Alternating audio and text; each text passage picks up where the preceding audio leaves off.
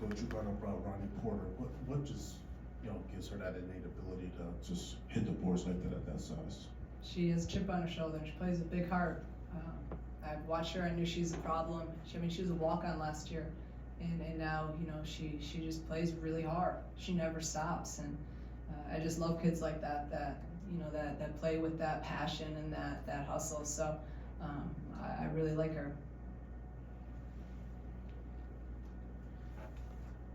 You just kind of been referencing, you've liked what your team has done in practice.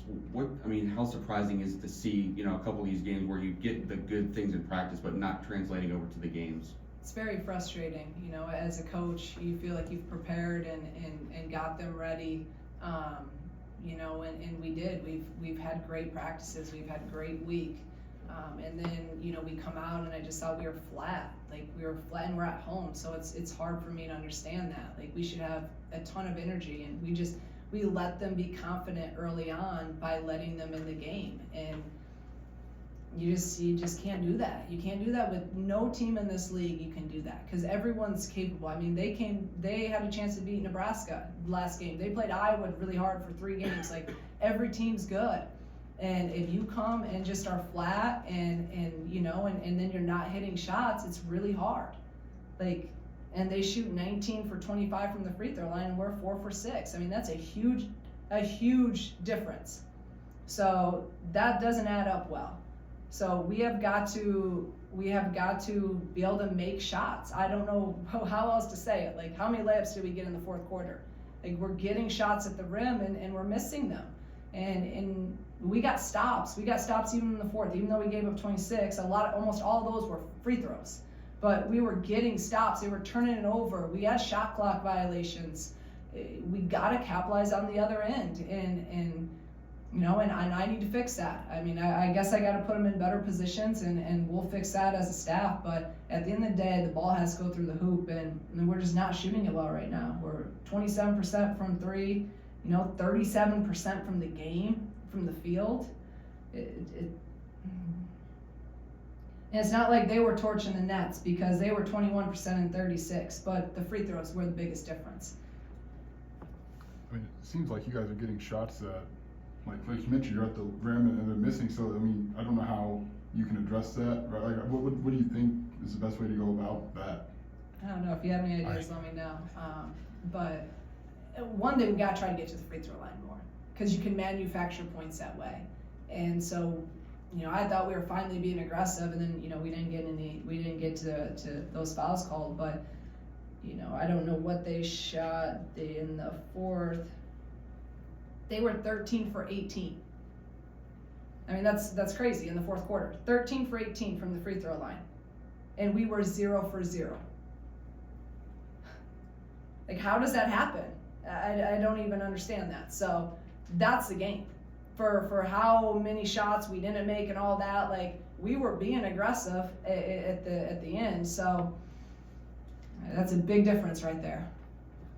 I know you talked about coming out flat. Just giving you a term, so many established voices. Like, is that? I'm assuming it's surprising to you. But how do you fix that? I guess just knowing that the same voices who avoided that last year are back. Yeah, it starts internally. Like you gotta figure out, yourself, how to get yourself mentally prepared and ready to play, and get yourself, up and in the right frame of mind in order to go out there and execute game plans, play with high energy. That's all we talk about. So it starts individually, and then collectively, they gotta do a better job 1 through 14 and of being able to kind of I talk about responses a lot in the game when things happen, be able to respond at a quicker rate instead of letting some things snowball. It was a 1-point game really the whole game, I felt like, until that fourth quarter when they stretched out and then we fought back again. So it's like we keep fighting, and I love that we're always fighting in all these games, but like we can't put ourselves in those positions. And if we come out and get a better start, even in the Indiana game, we came out and we didn't have a great start. So we got to look at how we start the game and being able to get maybe a little bit of a lead early on. So instead of playing catch up the whole time. for them to get to the free throw line that 18 times in the fourth quarter? Was it just them being more aggressive, or what did you kind of see in the fourth quarter that was allowing them to get to the line as much as they did? I'm not gonna answer that. Good one, Joe. I'm not gonna answer that. Fair enough. I saw that obviously you did a couple different changes, bringing Jada Peebles in to start the second half, and then I think you played Bostic and Hobby kind of together there. Was that just to kind of get something going? Hopefully it kind of sparks the team. I was trying anything. I was trying anything to get people, an opportunity, to get people to bring energy, to get people to make a shot, to take shots, to rebound. And I didn't, in certain times there, smaller was good. Then I liked us going bigger. So a lot of that down the stretch was just about who's going to be able to put the ball in the basket. And then early on, I tried to go with Gretchen a little bit more and get her some opportunity. So I'm trying to, get different lineups, get other people, see if they can bring a spark. And nothing really just clicked tonight.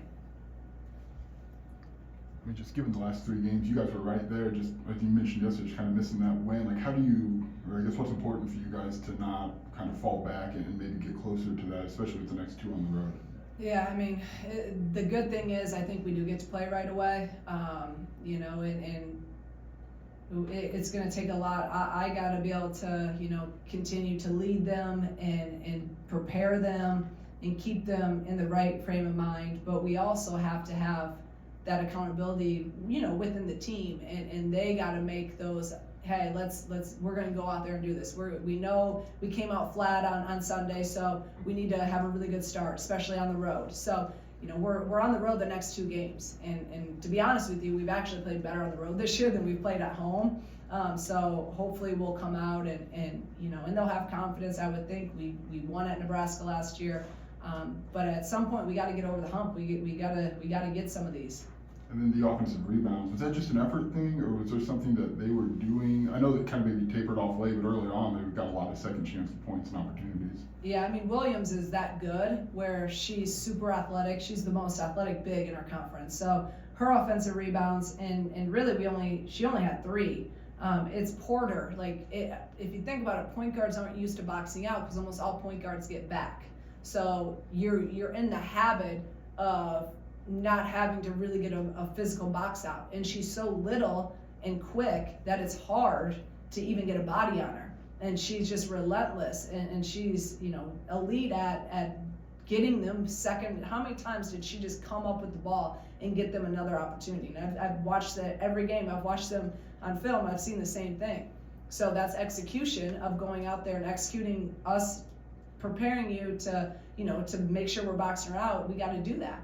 And she's really good at it. So they don't do anything. It wasn't anything different. It was, Williams is an elite rebounder with 15, and then Ronnie Porter at 5'4" on a good day had 12.